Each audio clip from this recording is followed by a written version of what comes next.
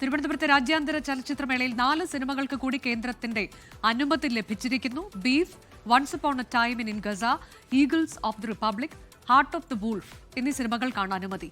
ഇനി 15 സിനിമകൾക്ക് കൂടിയാണ് അനുമതി ലഭിക്കേണ്ടത്. ഇതിൽ വളരെ പ്രധാനപ്പെട്ട വാർത്തയാണ് 19 സിനിമകൾക്ക് അനുമതി നിഷേധിച്ചു എന്നതായിരുന്നു. അതിലിപ്പോൾ 4 സിനിമകൾക്ക് കൂടി കേന്ദ്രം അനുമതി നൽകിയിരിക്കുകയാണ്. ഇനി 15 സിനിമകൾക്ക് അനുമതി നൽകാനുണ്ട്. ബീഫ് എന്ന സിനിമ, അതിന്റെ പേരുകൊണ്ട് മാത്രമാണ് അനുമതി നിഷേധിക്കപ്പെട്ടത് എന്ന് വലിയ വിമർശനം ഉയർന്നു വന്നിരുന്നു. അതൊരു സ്പാനിഷ് ചലച്ചിത്രമാണ്. Once upon a time in Gaza എന്നുള്ളത് പലസ്തീൻ പാക്കേജിൽ ഉൾപ്പെടുന്ന ചിത്രമാണ്. അപ്പോൾ അതിലൊരു ചിത്രത്തിന് അനുമതി നൽകിയിരിക്കുന്നു എന്നുള്ളതും പ്രധാനപ്പെട്ടതാണ്. മറ്റ് ചിത്രങ്ങൾ Eagles of the Republic, Heart of the wolf ഈ സിനിമകൾക്ക് കൂടി, അങ്ങനെ 4 സിനിമകൾക്ക് കൂടി അനുമതി കിട്ടിയിരിക്കുന്നു. മേഘന മുരളി വിവരങ്ങളുമായി. മേഘന, ഇതിൽ ബീഫ് ഒപ്പം തന്നെ once upon a time in Gaza അത് പലസ്തീൻ പാക്കേജിൽ വരുന്നതാണ്. അപ്പോൾ ആ 2 ചിത്രങ്ങൾ പ്രധാനമായും അനുമതി കിട്ടിയിരിക്കുന്നു എന്നുള്ളത്. എന്നാലും ഇനിയുമുണ്ട് ബാക്കി 15 സിനിമകൾ കൂടി.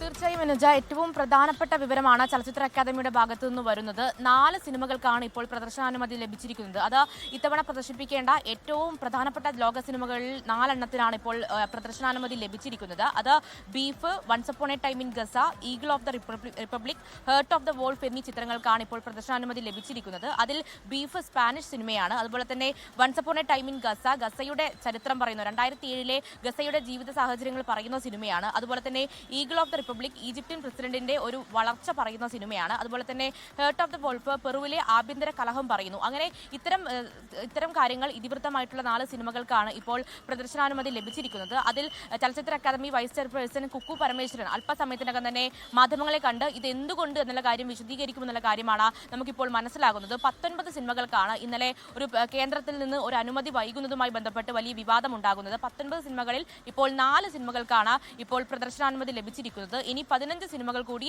അനുമതി ലഭിക്കാനുണ്ട്. അതിൽ ഇന്നലെ തന്നെ ചലച്ചിത്ര അക്കാദമിയുടെ ഭാഗത്തുനിന്നുണ്ടായിരുന്ന വിശദീകരണം എന്ന് പറയുന്നത്, ഈ ഒരു അന്താരാഷ്ട്ര ചലച്ചിത്രമേള ഏറ്റവും ഗംഭീരമായി നടത്തുന്നതിനുള്ള ശ്രമങ്ങളെല്ലാം നടത്തുന്നു, അത് കേന്ദ്രവുമായി ചർച്ചകൾ നടത്തുന്നു എന്നുള്ളതാണ്. അതിന്റെ ഒരു ഫലമായി തന്നെയാണ് ഇപ്പോൾ 4 സിനിമകൾക്ക് അനുമതി ലഭിച്ചിരിക്കുന്നത്. അത് ഒന്ന് പലസ്തീൻ പാക്കേജിൽ വരുന്ന സിനിമയാണ്. അത് Once upon a time in Gaza അത് പലസ്തീൻ പാക്കേജിൽ വരുന്ന സിനിമയാണ്. അത് കൂടാതെ ഈ ബീഫ് എന്ന് പറയുന്ന സിനിമ, ബീഫ് ആ ഒരു പേര് കൊണ്ട് മാത്രം കേന്ദ്രം വെട്ടി എന്നുള്ള വിമർശനങ്ങളൊക്കെ ഉണ്ടായിരുന്നു. അതിലാണ് ഇപ്പോൾ ഈ 4 സിനിമകൾക്കും ഇപ്പോൾ ഒരു അനുമതി ലഭിച്ചിരിക്കുന്നത്. അതെന്തെങ്കിലും തരത്തിൽ ഒരു സാങ്കേതികമായിട്ടുള്ള പ്രശ്നമായിരുന്നോ ഈ അനുമതി വൈകാനുള്ള കാരണം എന്നുള്ളതാണ്.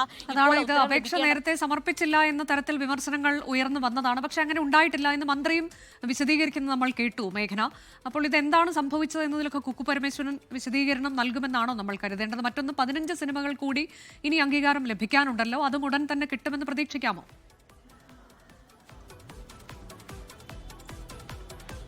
അനുജ, നിരന്തരം ചർച്ചകൾ നടക്കുന്നു എന്നുള്ളത് തന്നെയാണ് ചലച്ചിത്ര അക്കാദമിയുടെ ഭാഗത്തുനിന്നുള്ള വിശദീകരണം എന്ന് പറയുന്നത്. അതിൽ ഏറ്റവും പ്രധാനമായി ഇപ്പോൾ അനുമതി ലഭിക്കാത്ത സിനിമയായി വരുന്നതും പലസ്തീൻ 36 ആണ്. അത് പലസ്തീൻ ജനതയുടെ ഒരു പ്രതിരോധം പറയുന്ന സിനിമയാണ്. അതിന് ഇതുവരെ അനുമതി ലഭിച്ചിട്ടില്ല. അത് കഴിഞ്ഞ ദിവസം നിശാഗന്ധിയിൽ ഇത്തരത്തിൽ ഒരു ഉദ്ഘാടന ചിത്രമായി പ്രദർശനം നടത്തുകയും ചെയ്തതാണ്.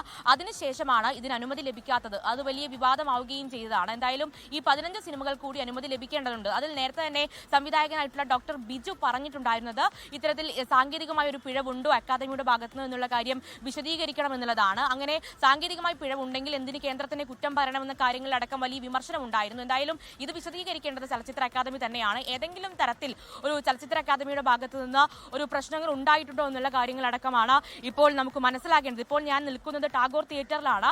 ഇവിടെ വലിയൊരു പ്രതിഷേധം ഉണ്ടാകുന്നുണ്ട്. കാരണം ഇതിൽ ഈ സെൻസർ ബോർഡിന്റെ ഹിന്ദുത്വ അജണ്ടകൾ അവസാനിപ്പിക്കുക എന്നടക്കമുള്ള കാര്യങ്ങൾ ചൂണ്ടിക്കാട്ടി വലിയ പ്രതിഷേധം ഇവിടെ നടക്കുകയും ചെയ്യുന്നുണ്ട്. എന്താണ് ചേട്ടാ?